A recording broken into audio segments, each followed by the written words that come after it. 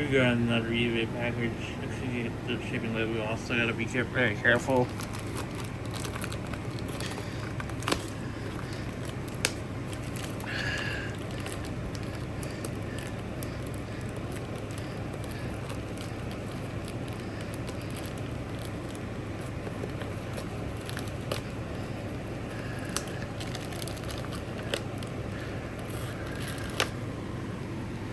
So we go ahead and line out to line it to RCA converter.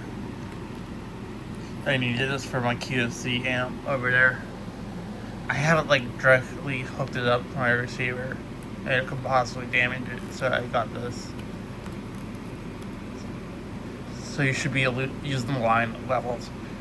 The sensitivity is not that like high, like, so you gotta like plug in like a powerful preamp or a mixer or something like that.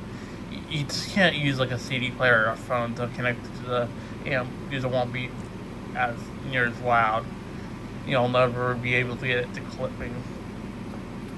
So I got this.